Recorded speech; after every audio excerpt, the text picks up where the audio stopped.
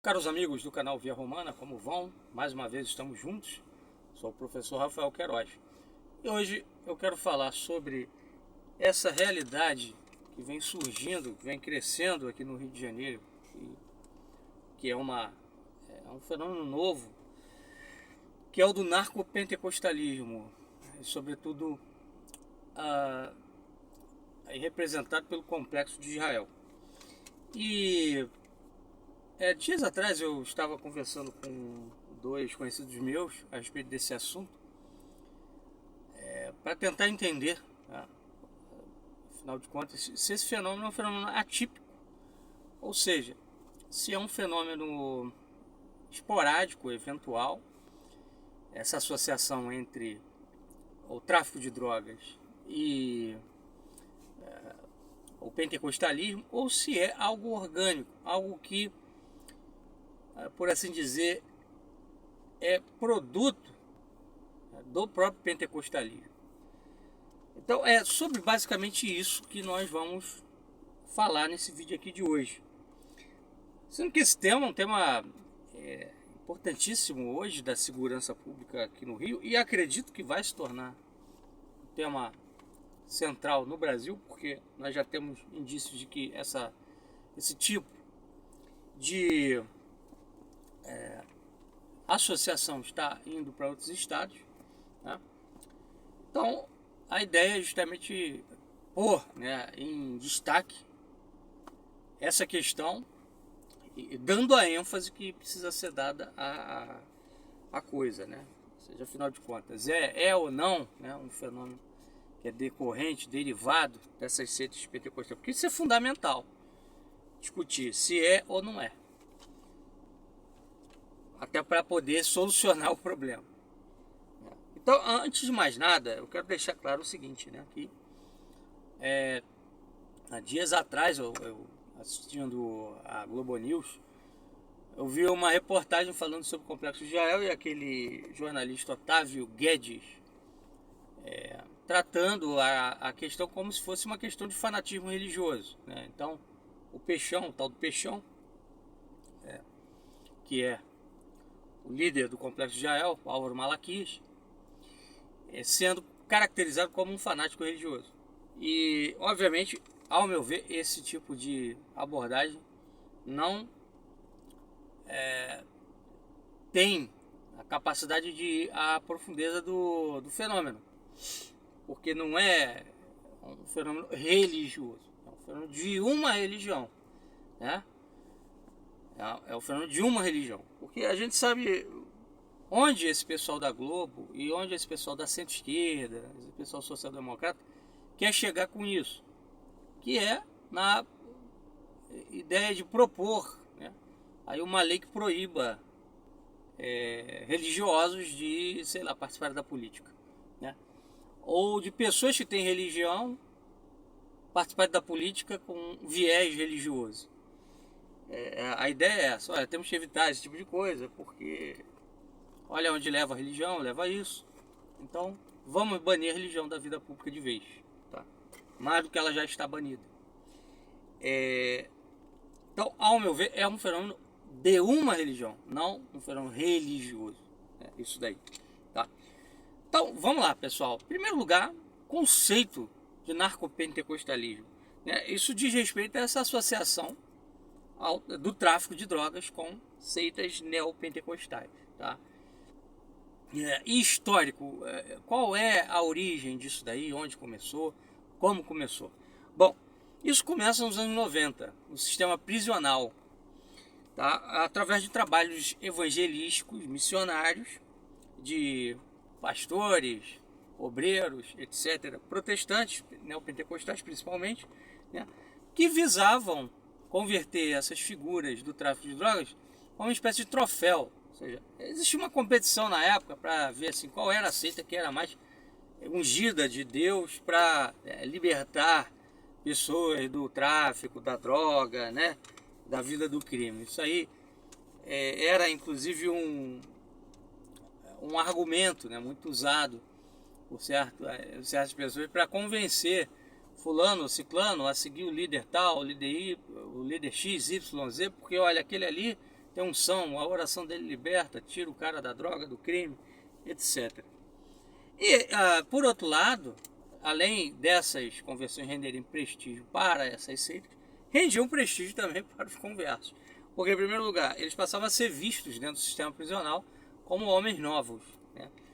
Pessoas que estavam longe do crime, mudaram de vida, agora são cristãos, etc. Isso dava a eles um status moral superior dentro das prisões, um tratamento mais digno e facilitava, inclusive, muitas vezes, a progressão da pena e a libertação, né? A liberdade. Tá? Então, esse fenômeno, ele começa nos anos 90 dessa maneira, né? Assim, muitos traficantes viram nisso uma vantagem. Muitas dessas conversões eram utilitárias, não tinham a profundidade, não eram reais, tá? E por outro lado, para essas igrejas também não interessava, para essas seitas, na melhor dizendo, não interessava muito saber se o cara estava convertido de verdade ou não. Era mais uma espécie de troféu que era apresentado como um símbolo, né, de poder daquela seita, daquele líder, daquele né, pastor, o carisma, né, do pastor X, do pastor Y, da igreja X, da igreja Y, tá? Só que nos anos 2010 isso chega a um novo patamar, tá? Ganha uma nova natureza, um novo caráter, onde, através do Bonde de Jesus, um movimento, tá, de traficantes do Dendê, Morro do Dendê, na Ilha do Governador, tá, que era um movimento liderado pelo Fernandinho Guarabu, tá? E que começa a praticar intolerância religiosa nas regiões que esse grupo dominava. Então eles começam a expulsar praticantes de candomblé, umbanda, da área, né? Derrubam terreiros, destroem terreiros. E assim, eu cheguei a ver algo similar a isso, tá? Nos anos 2004, 2003, 2004, aonde? No Rio Comprido. Ali no Rio Comprido tem, né, no bairro do Rio de Janeiro, tem uma paróquia de São Francisco de Assis, uma custódia, né, franciscana. Essa paróquia pertence a custódia. Eu fui, né, religioso da Ordem dos Frades Menores Conventuais nessa época, em que os traficantes daquela área ali, daqueles morros ali, eles impediam os frades de fazerem o trabalho, ou impediam ou dificultavam de fazer o trabalho religioso nas capelas católicas dessas comunidades. Então já mostra aí uma presença, né, de traficantes evangélicos que impedem o trabalho de frades católicos, né, porque eles já têm uma aliança com essas seitas protestantes pentecostais, tá? Só que no ano de 2010 surge realmente um grupo, né, como nós temos hoje o Complexo de Israel, o primeiro movimento, né, o primeiro comando de tráfico de drogas oficialmente evangélico, né, pentecostal, foi esse Bonde de Jesus, tá? E aí esse Guarabu ele foi morto numa operação em 2019, o que permitiu o surgimento do Complexo de Israel 2020, tá? Esse Complexo de Israel ele surge da conversão da cúpula do Terceiro Comando Puro, tá? Que é uma organização criminosa rival do Comando Vermelho. A cúpula se converteu inteiramente ao pentecostalismo e fez aliança com milícias. Vejam, muitas dessas milícias que tem aqui no Rio, que são lideradas por policiais, também têm associação com evangélicos, com pentecostais, neopentecostais, evangélicos neopentecostais.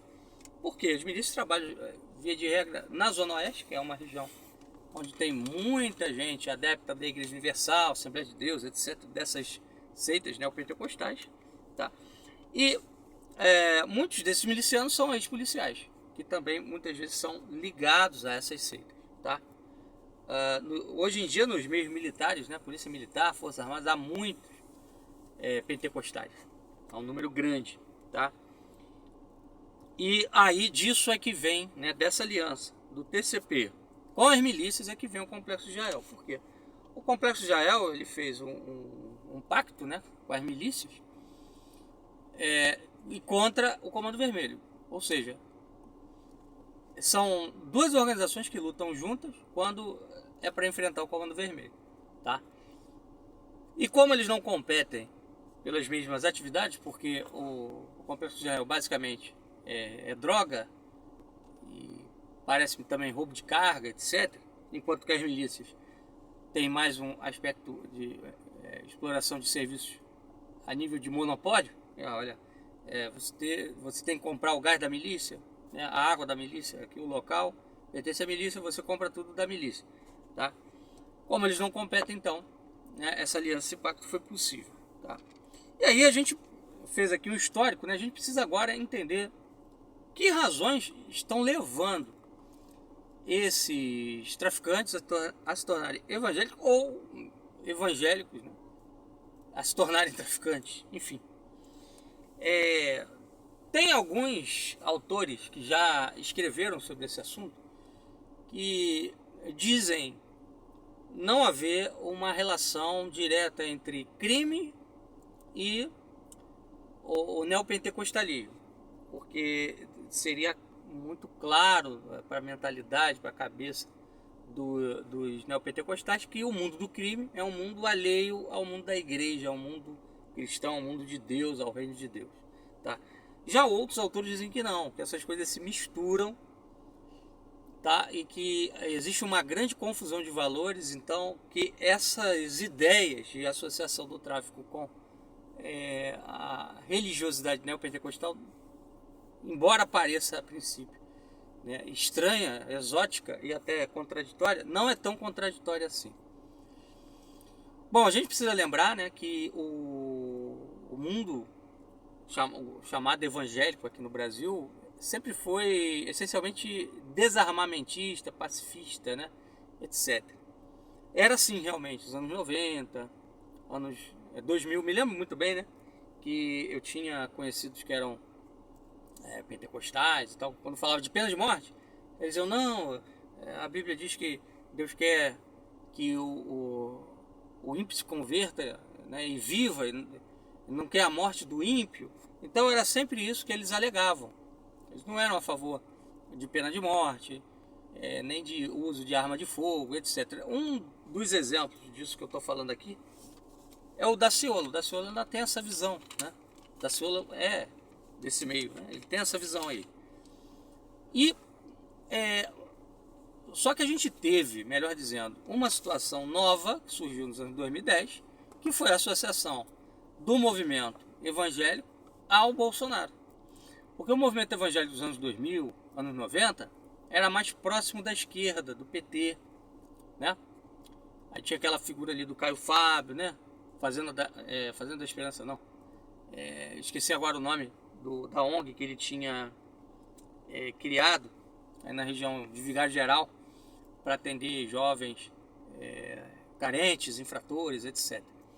A tirá-los do crime. Então tinha um viés, né, no meio evangélico mais do programa social, mais à esquerda, vamos dizer assim. E nos anos 2010 em diante, o meio evangélico foi para a direita, tá? Então essa ideia de desarmamentismo, pacifismo, isso acabou. No meio pentecostal, neopentecostal, hoje em dia, já não tem mais, tá? Então vamos lá. Razões que podem explicar isso. Bom, uma delas é lavagem de dinheiro, né? O que acontece? Em 2023, pessoal, o PCC, Primeiro Comando da Capital, um grupo criminoso, uma organização criminosa ligada a tráfico de drogas, abriu 7 igrejas no Rio Grande do Norte, tá? Então eles fundaram a igreja com dinheiro do tráfico, né? Contrataram pastores, etc. Tudo para quê? Para lavar dinheiro. Quer dizer, o dinheiro que entrava como dízimo, na verdade não era dízimo, era dinheiro de cocaína, de maconha, etc. E isso quer dizer, a igreja servia como fachada, né, para lavar o dinheiro do tráfico. Um ponto que a gente tem que ressaltar é por que isso acontece no meio pentecostal e não em outros meios eclesiásticos, no meio católico, ou mesmo no meio protestante mais tradicional, se é que podemos dizer assim, mais convencional, igreja batista, igreja presbiteriana, etc. Porque existe uma facilidade criada pela ausência de controles institucionais fortes no meio pentecostal, neopentecostal. Nesse meio qualquer um vira pastor, você não precisa de um curso de teologia. O cara bota a Bíblia debaixo do braço, começa a pregar, falar em línguas, ele é apóstolo, ele é ungido, ele é o profeta. E as pessoas acreditam. Tá? E um outro ponto é que nessas seitas existe um cruzamento entre teologia do sucesso, tá? E aliás, é que existe a teologia do sucesso, que é a teologia da prosperidade, que permite um cruzamento com o crime organizado, tá?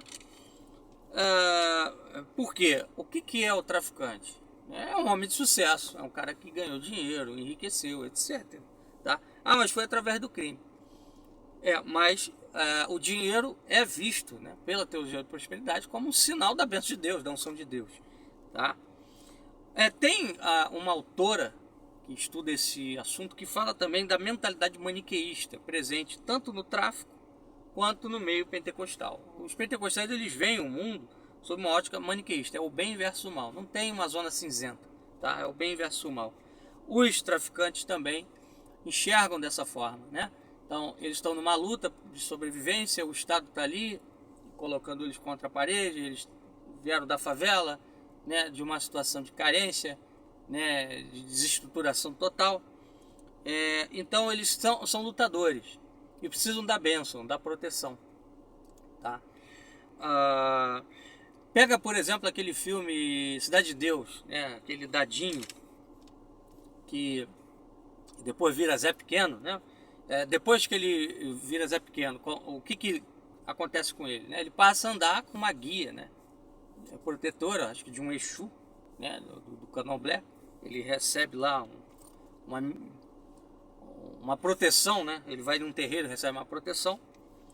Então ele muda, né, de nome ali e ele passa a ter uma relação forte com a religião também, né? Que é o que pode estar acontecendo também com esses traficantes agora, né, dessa geração. A busca de proteção, de unção, né, da parte de Deus através dessa relação com essas seitas, tá? E aqui a gente tem que destacar a figura do Peixão, né, ou do Álvaro Malaquias, que é o líder do complexo de Israel. O Peixão gosta de ser chamado Arão, né, que é referência ao irmão de Moisés. Tá? Então, Arão, a palavra Arão, né, ela etimologicamente ela significa pai de mártires, leão guerreiro, quer dizer, como provavelmente ele se vê, né? Um líder que está ali lutando por uma teocracia neopentecostal nas comunidades que ele comanda, um guerreiro de Deus, né? Um guerreiro de Deus, um leão guerreiro. E há uma teologia também que é muito forte, né, nesse meio pentecostal, que é a teologia do domínio, tá? Que a gente pode relacionar com a história do próprio Peixão. Tá? Segundo algumas fontes que eu consultei, o Peixão ele teria sido, tá, iniciado como pastor da Assembleia de Deus. Ele teria sido feito pastor, teria feito um curso, né, e sido ungido pastor da Assembleia de Deus. Tá? Segundo algumas fontes que eu consultei. E isso me deixou, inclusive, bem espantado, né? Eu imaginava que havia uma relação, sabia, né, melhor dizendo, dessa relação, mas não a esse ponto. Quer dizer, ele seria um ministro, um líder religioso, não apenas um evangélico, não apenas um neopentecostal, tá? E consta também que nas comunidades que ele comanda, ele proíbe o crack, tá? Então, ele tem também um trabalho moralizador nessas comunidades. Ele vende drogas, mas o crack ele proíbe, que seria a droga mais pesada, tá? Então, dizem, né, que ele teria tido uma visão, o Peixão, quando era pastor da Assembleia de Deus, quando foi iniciado como pastor, né, ordenado pastor, enfim, que Deus estaria chamando para uma missão, né, evangelística, e que seria ali, naquela área que ele hoje domina, né? Ali a região do Vigário, Geral, Parada de Lucas, etc., entre outras, tá? Então, é o que eu falei, né? O traficante, dentro dessa visão, ele é um empreendedor, ele tem uma bênção divina, e aí, a teologia do dinheiro, que é muito forte nesse meio pentecostal e neopentecostal, ela vai, né, legitimar a figura do traficante evangélico, tá? E qual é a conclusão que a gente tira disso tudo, né? Que a teologia da prosperidade, tal como ela foi implementada aqui no Brasil, ela abre portas para tal associação entre tráfico e seitas. Então, na minha conclusão, não é um fenômeno atípico, é um fenômeno orgânico, esse do complexo de Israel, e tende a crescer, tá? E tem mais, né? O caso do PCC.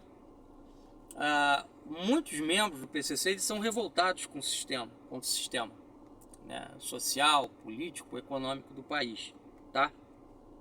São também filhos, né, quando o PCC começa, né, ali nos anos 90, se eu não me engano, em São Paulo, eles são filhos de uma geração de pessoas que são migrantes, vieram do Nordeste, de outras regiões do país, para São Paulo, para construir a cidade. Só que a cidade não os acolheu, né? A cidade, São Paulo, por exemplo, é uma cidade cheia de problemas urbanos, né? O crescimento e o progresso não trouxe solução desses problemas. E ainda criou um novo problema, né? A falta de identidade. Quem eles são? Qual o papel deles? Né? Qual o lugar deles na sociedade? Então, a busca, né, por uma religião é também a busca por uma identidade, tá? Identidade que vai misturar rebelião contra o sistema e uma nova religiosidade, uma religiosidade fluida, né, que não é dogmática, que permite que o cara, mesmo sendo traficante, ele se exiba como evangélico, né? Que é essa religiosidade neopentecostal, né? Ela é tipicamente pós-moderna, ela não é uma religiosidade, por exemplo, como a católica, que tem regras fixas, dogmas, né, doutrinas, uma disciplina moral clara. Não tem nada disso. Até porque no mundo protestante vigora, né, a liberdade de interpretação da Bíblia. Ainda tem isso, quer dizer, é possível o sujeito pegar a Bíblia e interpretar que ele tem o direito de traficar em nome de Deus, né? Enfim. Então, pessoal, era o que eu tinha para dizer. Na minha conclusão, ao meu ver, né, não é um fenômeno atípico, é um fenômeno orgânico. Não a religião como um todo, mas a esta religiosidade específica. Tá bom? Um abraço, até a próxima.